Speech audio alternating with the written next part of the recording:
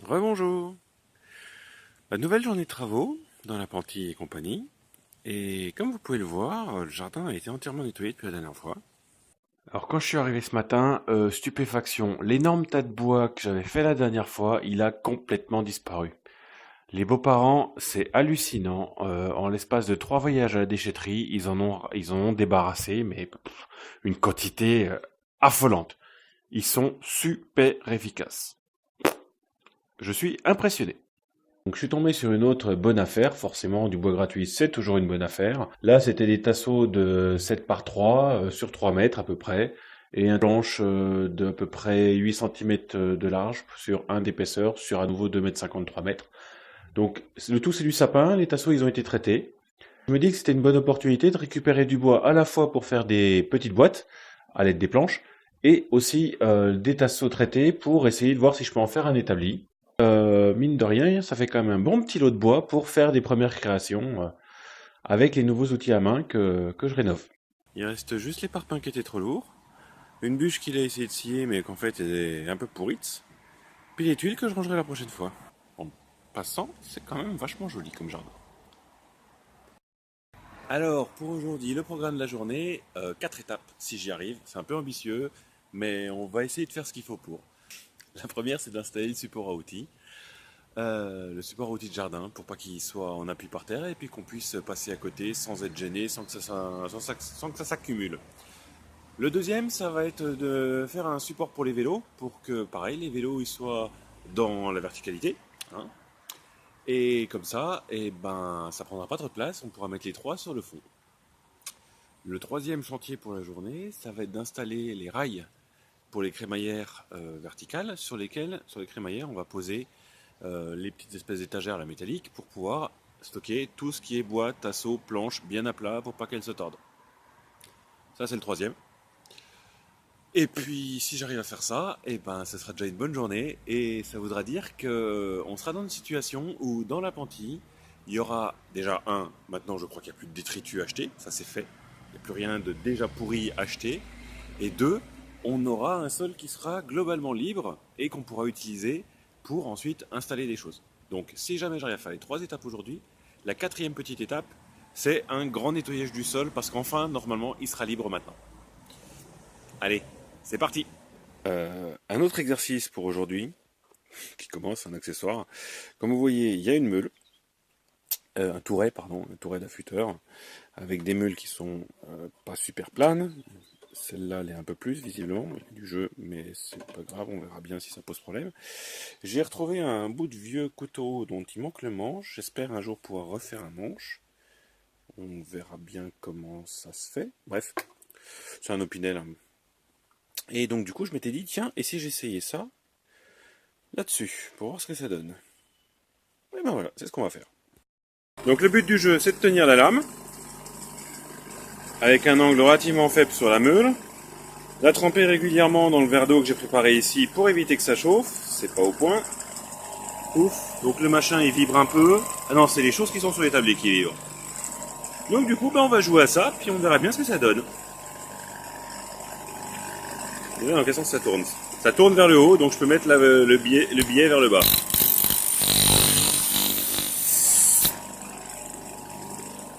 Ah ouais. On voit le premier trait, la première strie que j'ai fait de travers.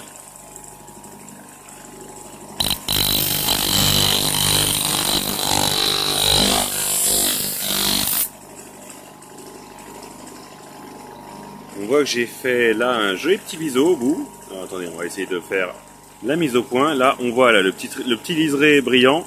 Moi qui viens de le faire. Oh, bah ça a l'air de marcher, petit nion. Bon, bah voilà, on a fait un coup de chaque côté. Donc là, on voit que le côté, il est tout un peu brut. Et voilà, là, c'est parfait. Au bout, on voit très bien le petit bourrelet qui a été fait, qui a été repoussé d'un côté et puis de l'autre. Donc normalement, c'est là qu'on utilise ensuite un truc un peu plus fin que le gros grain de la meule. Alors, je sais pas du tout qu'est-ce qu'elle a, la meule, comme grain. Pour ensuite affûter encore mieux ce petit biseau et casser. Alors en anglais, ils appellent ça le beurre, B-U-2-R, je crois. Bref.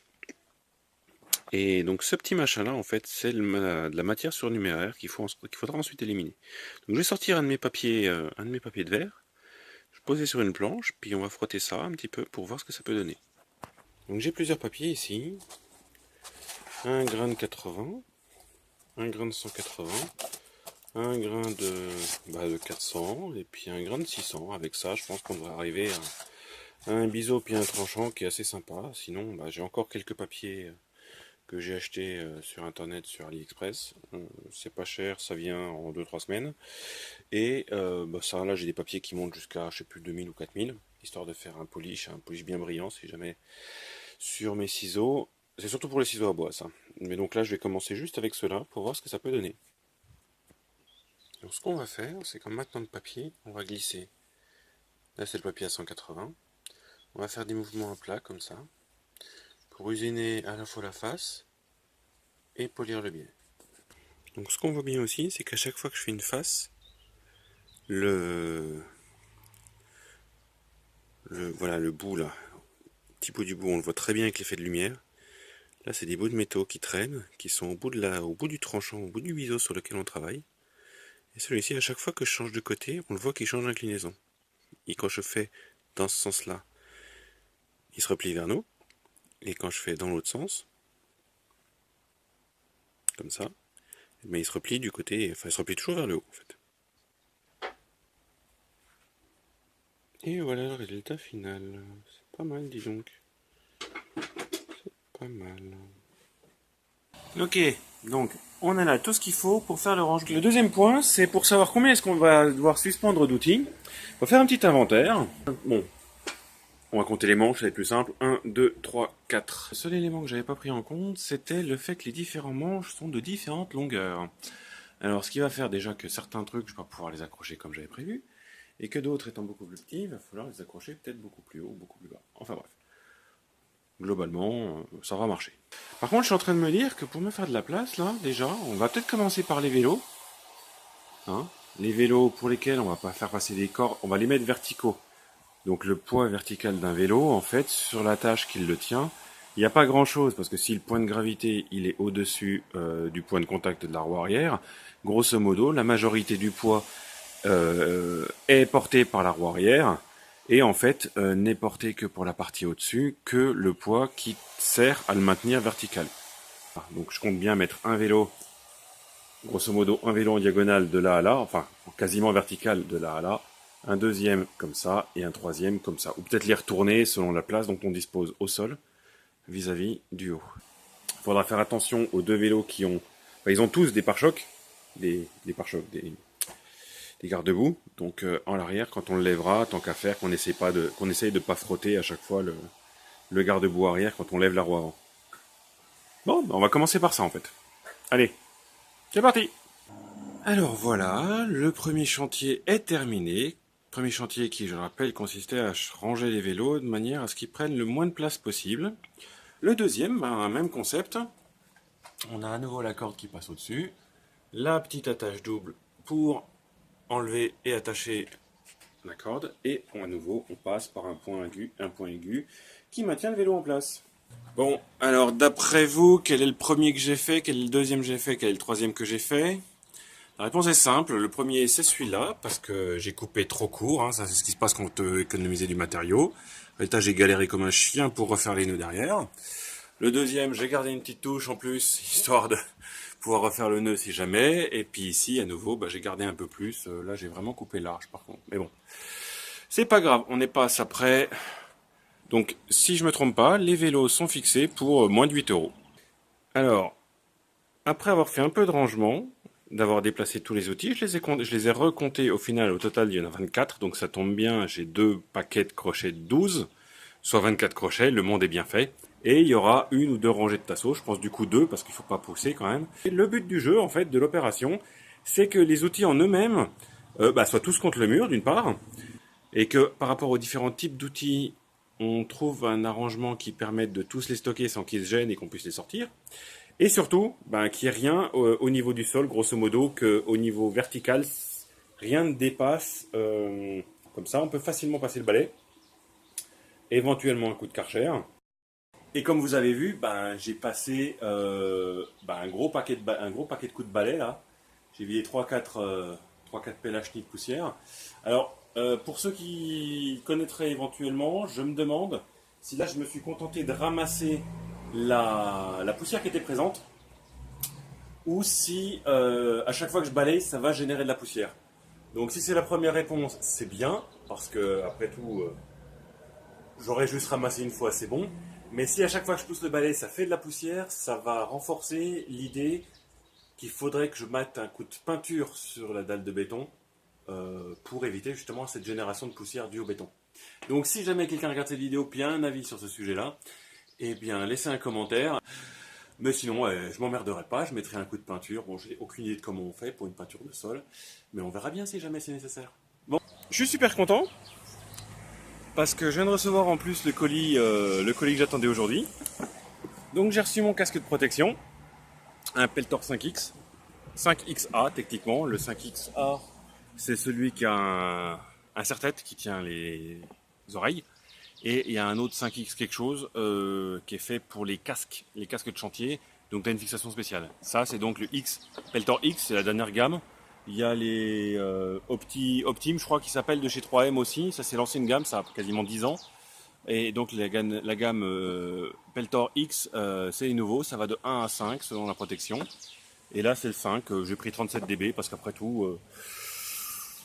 le moins cher il est à 15 euros, l'intermédiaire bien il est à 22 euros, celui-là il est à 32. Bref, une fois t'achètes un casque une fois dans ta vie, autant acheter ce qui est de mieux. C'est mon avis. Donc mes petites oreilles sont protégées. Là avec mon nouveau casque. Alors ça marche super bien, j'entends rien du tout. Eh ben il y a des pluies verglaçantes dans le Wisconsin, ils font un froid de canard. Ok. Alors, pour la première fois de ma vie, j'ai fait ça. Donc quand tu perces au milieu, tu vas avoir une petite couche de parpaing et ensuite, pouf, c'est creux, ça traverse. Donc toujours prendre une perceuse à percussion et une mèche à béton. Si tu perces en haut, tu as la même chose, une petite couche de parpaing. Par contre, ensuite, c'est pas creux parce que tu auras le machin qui est au-dessus, soit le ciment, là, soit un gros truc, enfin bref, tu auras des machins qui seront écoulés dedans, donc il y a des chances que tu doives pousser jusqu'au bout. Pareil en bas. Parce que du coup, en bas, quand tu poses ton parpaing, tu as le parpaing à traverser, et ensuite, tu le poses sur du ciment, donc tu as le ciment à traverser aussi. Donc du coup, c'est pour ça que j'ai choisi de fixer mes vis. Bon, si j'avais été intelligent, mais bon, a priori, c'est pas le cas, je les aurais percées dans la partie bas du parpaing, où il y a encore du ciment, pour que comme ça, c'est en appui. Alors que là, du coup, j'ai percé dans le parpaing et dans le ciment du fond, mais le ciment du fond, en dessous, il y a du vide. Bon, c'est pas génial, mais c'est pas grave. Donc du coup, voilà. J'ai bien galéré parce que j'ai essayé de marquer les trous puis de percer là où je devais. Et je me rends compte que je dois pas avoir la bonne méthode parce que mes trous, ils étaient pas droits ensuite. Ils sont un peu en diagonale ici. Ils sont en diagonale vers la droite ailleurs. Et puis il y a des endroits où j'ai pas pu percer parce que c'était creux derrière. Donc bon, je dirais bien pour le premier, parce qu'a priori en plus le premier rail, je dirais que c'est celui qui est le plus important, il faut bien prévoir les emplacements pour pouvoir toujours percer dans quelque chose de sympa. Ce que je n'ai pas fait là, hein, mais c'est ça. Quand on a une petite visseuse, franchement, pourquoi se faire chier à le faire à la mano, hein? Donc ça, c'est un cadeau de ma petite femme d'il y a au moins 10 ans, facile. Et elle marche toujours aussi bien. Je suis assez content de la fixation de ce premier rail. La bonne nouvelle, c'est que j'ai réussi à le fixer, j'ai réussi à faire les trous dans le béton.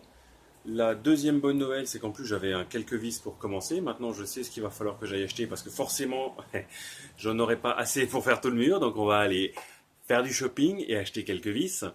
Par contre, premier renseignement pour ceux qui ne l'ont jamais fait. J'ai commencé naïvement par percer le trou du haut. Et puis ensuite, j'ai marqué au crayon ceux du bas. Alors, dans l'absolu, c'est pas une mauvaise idée. Parce que comme ça, celui du haut, tu le tiens à peu près, ça pendouille à la verticale, donc ça se met bien vertical avec son propre poids. Et ensuite, ton marquage, il est censé être bon. Ça a juste un défaut, c'est que tant que t'as pas vissé, du coup, quand tu perces tes trous, la tête de ta mèche, alors peut-être qu'il y a des gens qui font des trous dans le béton plus souvent que moi et qui sauront mieux faire que ça, voire même m'expliquer comment faire correctement. Mais là, en l'occurrence, quand j'ai percé les trous, à chaque fois, la tête de vis, la tête de forêt, la tête de forêt, elle a ripé en début à chaque fois, donc ce qui fait qu'il y a des trous qui sont un peu à gauche, un peu à droite, un peu au-dessus, un peu en dessous.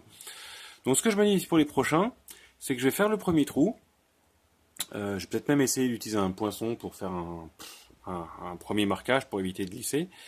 Et ensuite, je vais faire le premier, je vais laisser pendouiller, je vais marquer le dernier.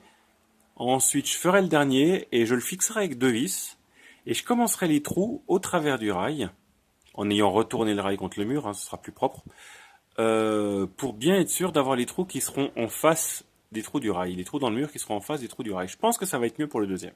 Pour la suite des rails, on fera ça cet après-midi, après manger, parce qu'il faut pas que je fasse de bruit pendant la sieste des voisins, parce que ça va les gêner. Moi, en même temps, j'ai testé le casque Peltorix 5A que je viens de recevoir, et c'est juste génial, quoi. On entend le bruit des outils, on entend les gens qui parlent, enfin plutôt, genre, on entend le bruit des outils, on entend les outils qui tournent, mais on n'a pas la sensation désagréable d'avoir du bruit. Voilà. Mais c'est vraiment agréable. On verra avec la défonceuse le jour où je l'utiliserai, parce que la défonceuse, elle est censée faire dans les 100 décibels. Et du coup, cet après-midi, eh ben, il faut que j'enlève tout ce qu'il y a là contre le mur pour du coup faire de la place pour faire l'espacement des différents rails. Je compte en mettre un tous les mètres. Comme ça, on aura une bonne régularité pour le portage des planches pour pas qu'elles s'affaissent. Planche et tasseau, comme ça, il y a le plus de chances qu'il reste droit. Et maintenant, c'est l'heure d'aller bouffer. Bon, ça y est, on est de retour après-midi. Le repas était super, c'était super bon. Et du coup, on va repartir à faire des trous, tant qu'à faire, parce qu'il est 4 heures et que j'ai le droit de faire du bruit jusqu'à 7 heures. Donc je vais mettre une barre, 2 barres, 3 barres et une quatrième pour lesquelles il va falloir que je fasse un petit peu de place encore. C'est qu'on va mettre, pour la même référence, j'ai mis une équerre juste au-dessus de la vis qui va être à peu près positionnée là où je veux. De chaque côté, là-bas et ici, j'ai mis un tasseau qui est droit et dessus j'ai posé un niveau comme ça. Je vais pouvoir tenir la crémaillère à la main et lever jusqu'à ce que ce soit horizontal, mettre un petit rond dans le trou et commencer par percer ce trou-là. J'aurai une casque.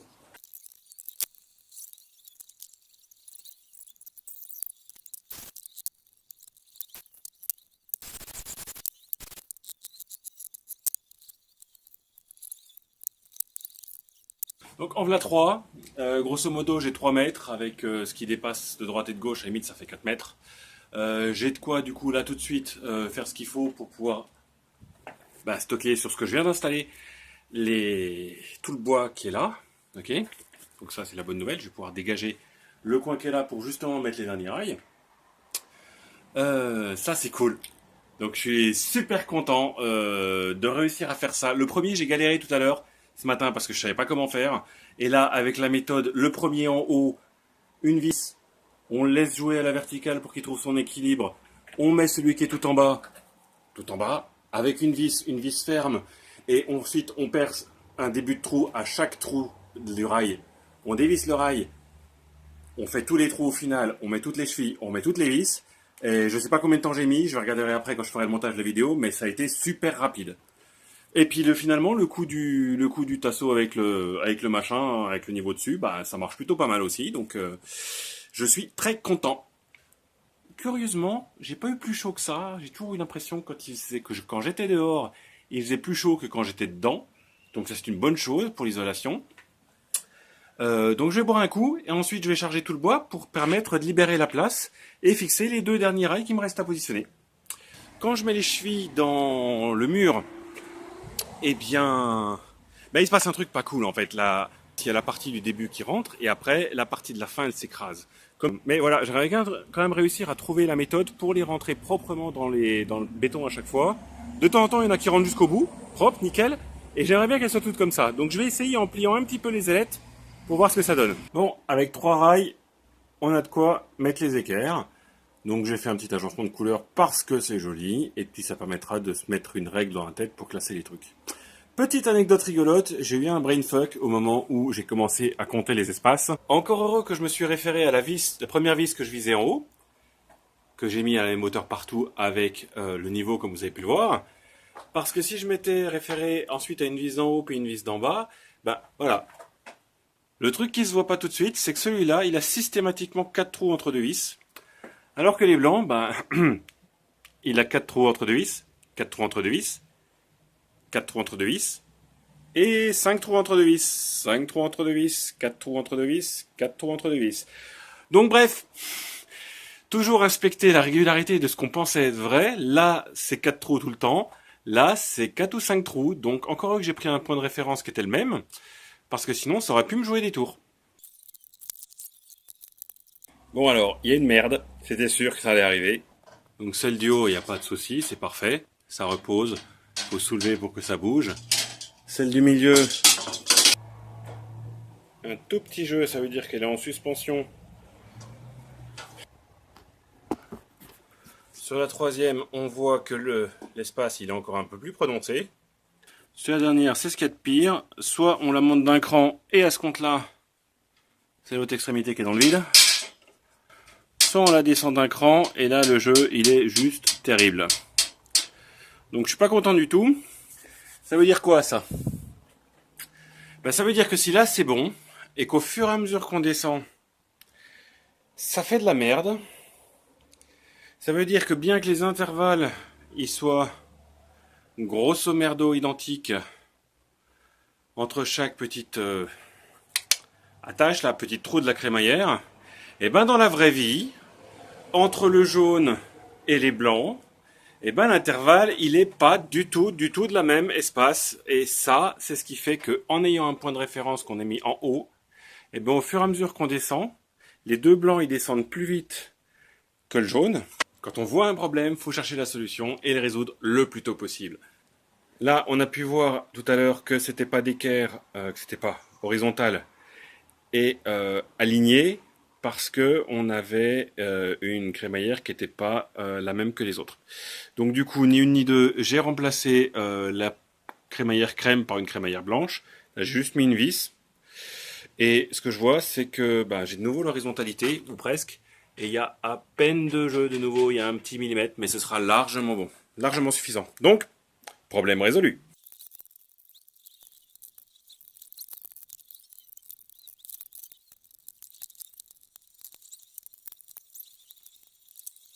On n'aura fait que 2 chantiers sur 3, mais en tenant compte du fait que j'ai dû aller chercher des choses chez Casto et des galères que j'ai rencontrées, eh bien, on va dire que c'est suffisant pour la journée. Et voilà, le programme de la journée est terminé. J'ai pas réussi à faire le 3e chantier parce que j'ai un peu traîné, j'ai eu des problèmes, donc les outils ne sont pas encore accrochés là, ce sera fait demain. J'ai fait toutes les étagères et on peut voir donc le bois qu'on a chargé tout à l'heure et une deuxième série de petites étagères. Hop, c'est la première fois que je faisais ça. Ah, j'avais déjà fait des trous dans le béton pour fixer la télé, mais en tremblant de peur. Alors que là, en fait, bon, c'est pas comme si je risquais quelque chose et de péter un mur, etc. En plus, j'ai trouvé l'astuce pour les chevilles. Eh ben, tu l'enfonces à la main, ça bloque. Tu tapes un coup pour la faire rentrer, un tout petit coup pour la faire rentrer, pardon. Et puis ensuite, boum, un gros coup. Et là, t'as le collet, enfin, ou le collet, enfin, t'as le col, en tout cas, le gros morceau qui rentrait pas puis qui se tordait avant, qui rentre d'un coup tout au fond. Donc, c'était parfait pour les 2 dernières ici. On a toutes les chevilles qui sont rentrées parfaitement dans les parpaings. Ou dans le ciment des joints. Bref, je suis super content, j'ai appris un truc. Donc très content de cette journée.